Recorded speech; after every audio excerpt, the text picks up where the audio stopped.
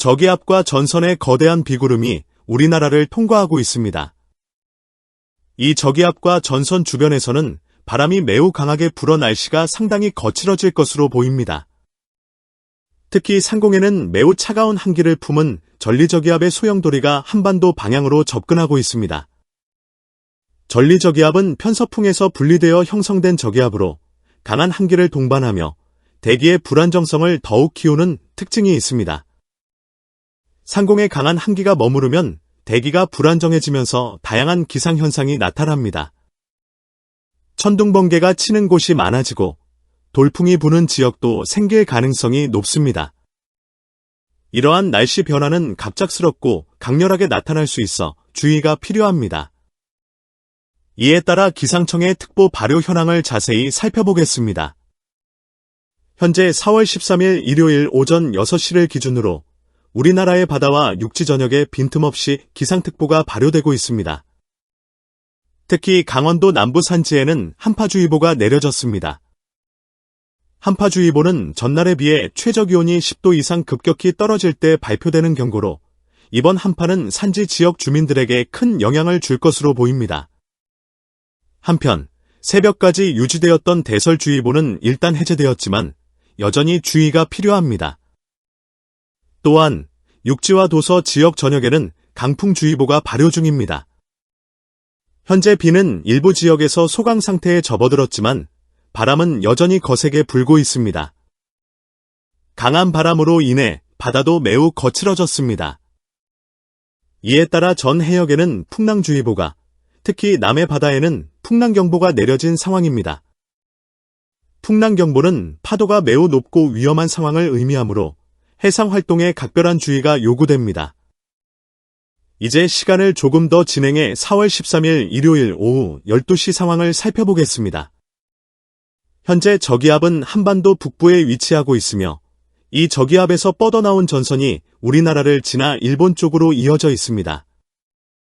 이 전선은 한랭전선의 형태를 띠며 매우 독특한 모양을 하고 있습니다. 바로 스팅제트라고 불리는 현상입니다.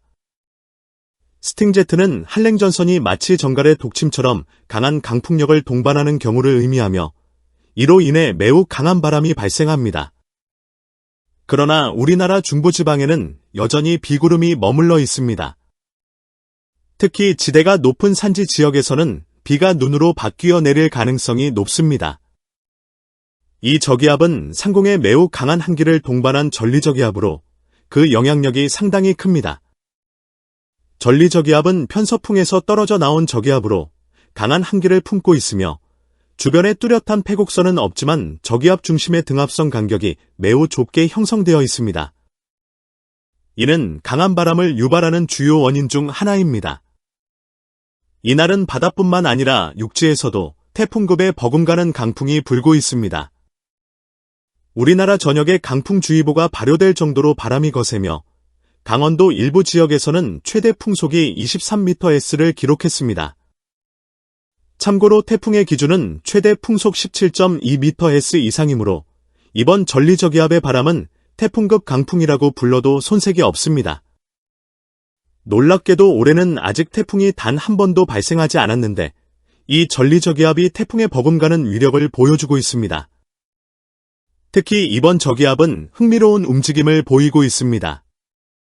전리저기압과 온대저기압이 마치 손을 맞잡고 춤을 추듯 반식의 방향으로 회전하고 있습니다.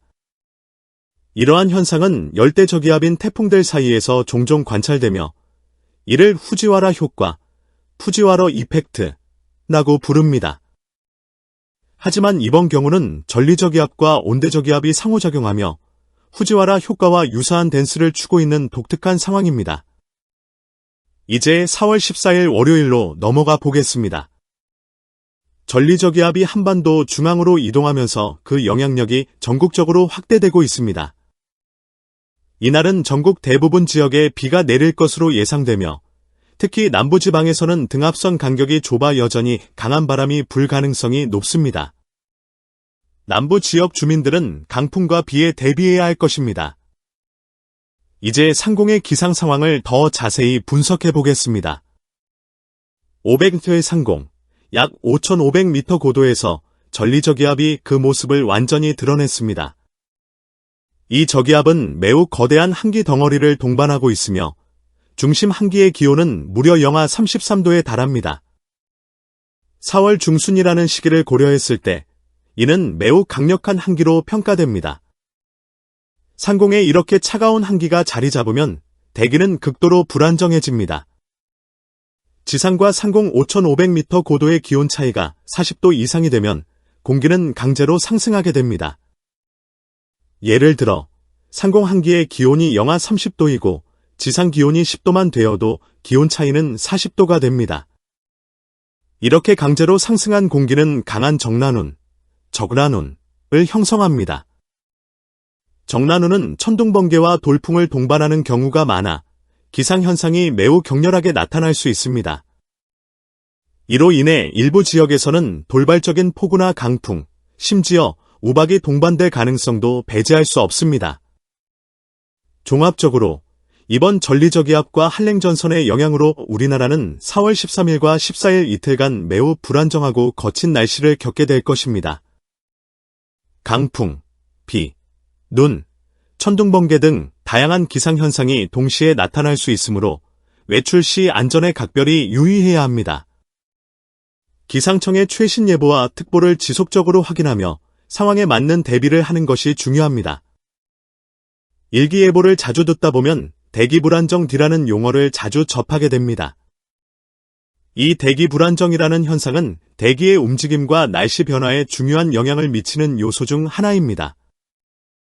대기불안정을 그림으로 간단히 표현하자면 차가운 한기가 상층부에 위치하고 따뜻한 난기가 하층부에 자리 잡은 상태로 나타낼 수 있습니다. 이를 전문적으로 대기불안정 상태라고 부릅니다. 차가운 한기는 상대적으로 밀도가 높아 무겁고 따뜻한 난기는 밀도가 낮아 가볍습니다. 이러한 특성 때문에 무거운 한기는 자연스럽게 아래로 가라앉으려 하고 가벼운 난기는 위로 떠오르려는 경향이 있습니다. 이렇게 한기와 난기가 서로 위치를 바꾸는 과정에서 대기의 흐름이 활발해지고 공기가 뒤섞이게 됩니다. 한기가 하강하고 난기가 상승하면서 대기가 점차 안정된 상태로 전환됩니다. 그러나 이 과정에서 단순히 공기가 섞이는 데 그치지 않고 다양한 기상현상이 동반됩니다. 예를 들어 상승 기류가 형성되면서 공기가 빠르게 위로 올라가고 이로 인해 구름이 생성됩니다. 구름이 발달하면 비가 내리고 경우에 따라 천둥과 번개 같은 격렬한 날씨가 나타나기도 합니다. 대기가 안정된 상태라고 해서 반드시 좋은 날씨를 의미하는 것은 아닙니다. 대기 불안정이 해소되고 공기의 흐름이 안정되면 공기 중에 오염물질이 확산되지 않고 한 곳에 머무르는 경우가 많습니다. 특히 미세먼지나 황사 같은 대기오염물질이 정체되면서 공기질이 나빠질 수 있습니다. 따라서 대기 불안정이 없다고 해서 무조건 맑고 쾌적한 날씨를 기대하기는 어렵습니다. 이제 지상과 상공의 기압 흐름을 통해 이번 날씨를 더 자세히 살펴보겠습니다.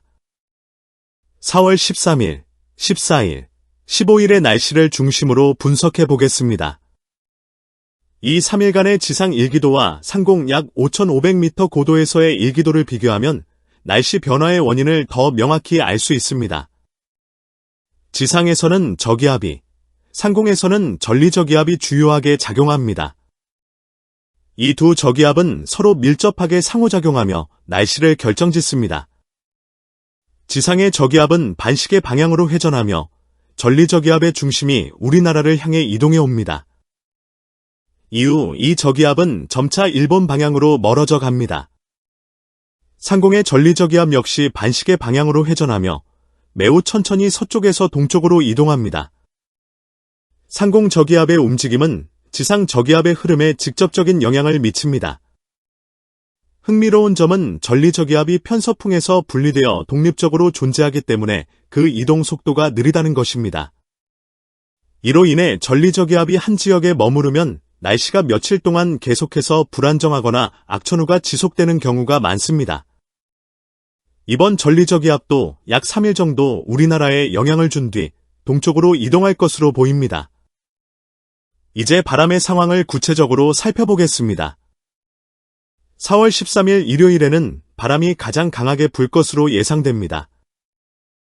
특히 해안 지역이나 개활지에서는 강한 돌풍이 발생할 가능성이 높습니다.